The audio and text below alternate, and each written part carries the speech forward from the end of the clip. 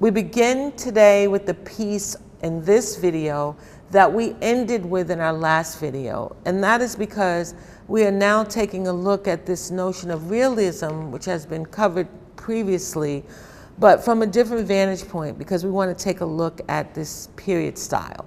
So if you remember the last piece, the signing of the Declaration of Independence, my recommendation is you go back and you take a look at that piece and you look at the attire, the clothing that the individuals are wearing.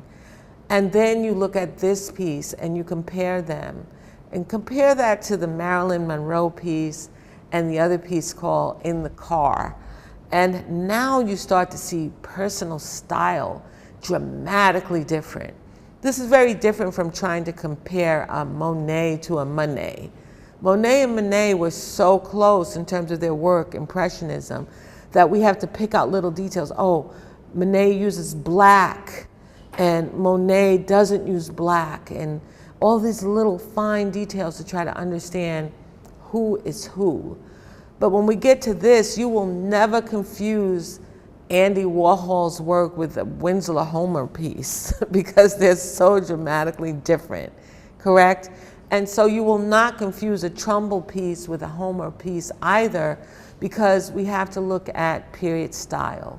So take a look at the variation in style that we see here. So we're going to start from the very back. And the first thing we notice is tremendous perspective. We can identify that right away because we see the boys in the front, and they're obviously playing. But we get all kinds of techniques that we've already learned. So if we start in the back, we have the light blue sky with the tinges of white to create the clouds. And there's some other colors there. It's almost impressionistic, but it is not. And why? Because we can actually make out the details. And then we see the trees in the background very clearly, and the little houses. So the little houses are created to contrast diagonal, ignore the boys for a moment, go across the diagonal line to the bigger house. And we can see that this is how the perspective has been created. Also, to give this house some prominence, we can see that it is red. Now this is not a neoclassical style, but more of a colonial style. So what we see here is the triangle for the roof shape, but it's not a facade as we saw with the neoclassical, with the columns and pillars and all of that. All of that is not there, correct. And then we see that a rectangle is used on top to create the roof. So we have this triangle or a deep angle, and we have the rectangle. In order to create the chimney, we have some rectangles, but it's a cube style in terms of art. And then just to give us a little contrast, we can see the dark color on the roof. Notice the building is red, and in order to create these windows, rectangles are used. The house is just a series of rectangles.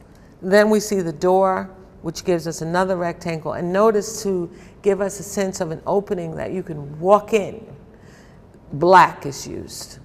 Black is used to let us know that there's an opening, that the door is open and you can walk into that house. We also see the little details, don't miss those, on the window. We see that lines are used to create the window, and we can see the white curtains and even a tinge of the white curtain on this one.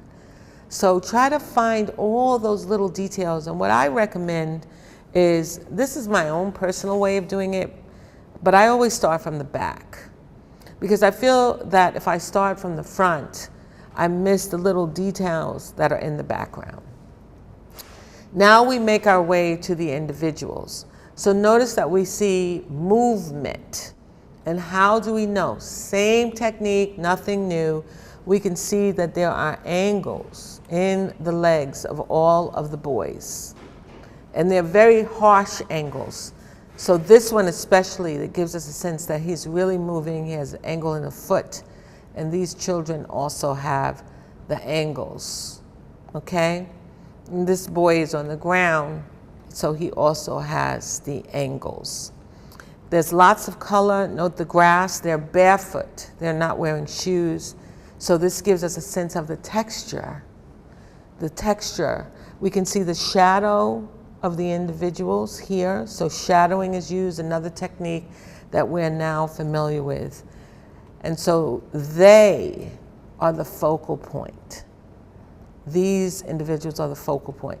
Now, how do you get this focus? Once again, the use of this bright, bright white. Now, their shirts could have been brown or gray or any other color, but to get the eyes to look directly at the focal point, the first thing we see is the white of their shirts. And of course, their skin has the pink tinge to it to give us the sense that they are white people, okay? So in the front, we see flowers, very, very detailed, just lovely flowers. Contour lines, nice soft colors. We see a little bit of yellow, we see a little bit of white, red, we see just the leafy flowers with the green, and wisp of tall blades of grass. So we have the lower grass, but then we have just the flecks of lines with a little tinge of color to give us the longer blades of grass. Look at this one. And so even though it seems minor, it's so important because our eyes can see it. So the artist has done a beautiful job of presenting all of those little details to us. So I think it's very, very well done. So our next piece by Edwin Hopper. This piece is showing you 20th century life. What was life like? And so Hopper emphasized the shallowness of mid-20th century life. And what does he mean by shallowness? It's called Nighthawks, and this is done in 1942. And basically, these individuals are in a soda shop, and they're just not doing anything, really. They're just sitting around and talking. But there's a lot of detail in this image that we want to pay attention to. First of all, we get the name of the place, and it's very period style because this kind of soda shop doesn't really exist anymore in the United States. If you see one, it's trendy. It's like trying to create the past by having a trendy, old-fashioned soda shop, but we don't see these anymore. So that's why this is such a wonderful piece, because it allows us to look back to the 20th century. Now notice his outfit. So people who worked in soda shops or coffee shops or any places like that, you can see the coffee urns here, so they're just having a cup of coffee. Sometimes these places would have ice cream stands, or they would have milkshakes or things like that. But the individuals would be dressed in these little kind of white uniforms to serve. And then there's the stools. Note the seating. So people would sit, this is called a bar, but not a bar where alcohol is being served, but a bar where coffee is being served. So a coffee bar is what we would call it today. So there you can see the stools. And this is all glass. So the shallowness of mid-20th century life gives us a chance to kind of look in the window through the glass and see exactly what these people are doing. And how do we know that it's glass? Simple technique, just by adding these lines to connect to the top of the building. And then we can kind of see through it to see the buildings on the side. Just little simple techniques to let us know that we're looking through glass. And of course, we see the rest of the building, so we know that the glass is encased in the building. Look in the background and we see the red colors, rectangles used to create the windows, darkness, black, to give us a sense of the inside, to give us depth from these glass windows. And we also see blackness here.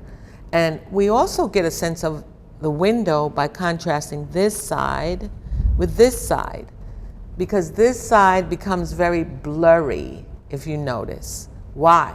Because you're looking through a glass. So the shallowness of mid-20th century life, they're really doing nothing. They're dressed very nicely. We would say overdressed for what they're doing.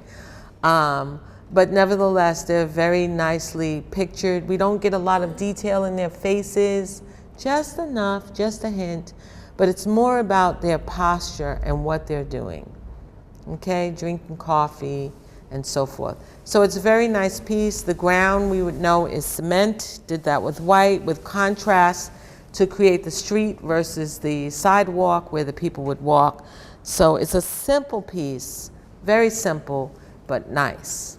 So here we have Georgia O'Keeffe. Now, if you remember early on in the course, Georgia O'Keeffe was mentioned because of her, remember this is a woman, her personal style.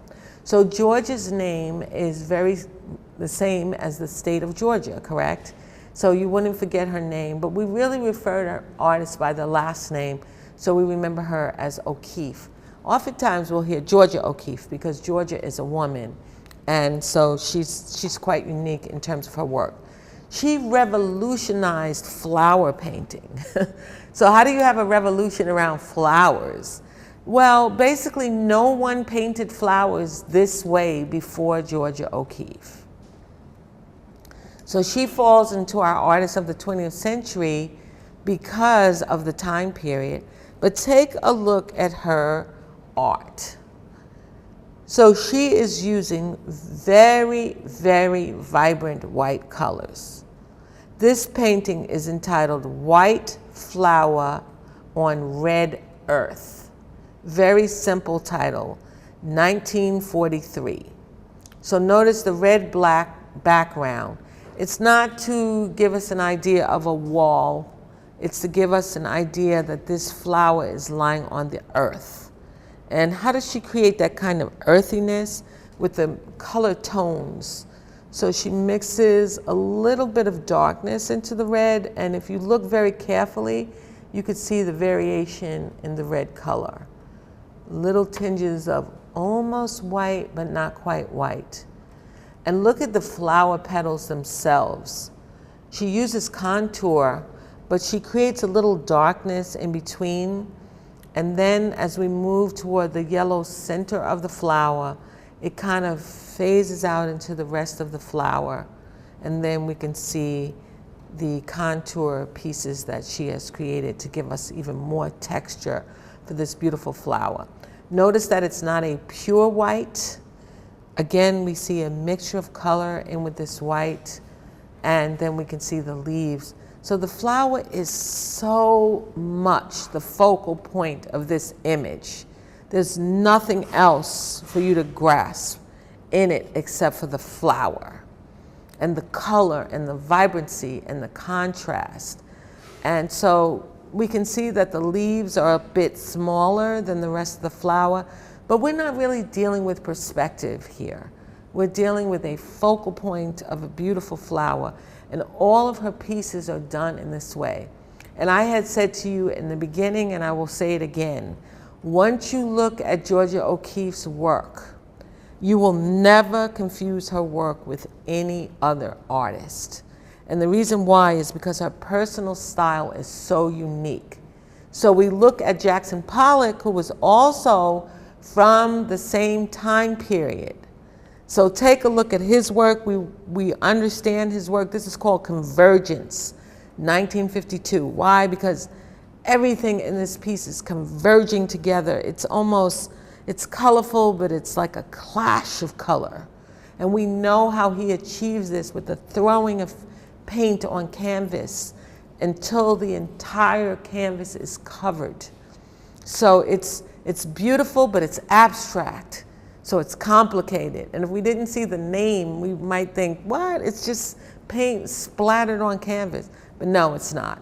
It's Jackson Pollock. And so therefore, for some, it's amazingly great. For others, it's just paint splashed on canvas. I don't get it. Okay? So we're going to close this one by your contrasting Georgia O'Keeffe. Look at the colors with Jackson Pollock. Quite a tremendous difference. This is the guy that pioneered drip painting. No one was doing drip painting before Jackson Pollock. Okay, so we're going to stop there. I hope you all understand all of the detail with these paintings. Thank you.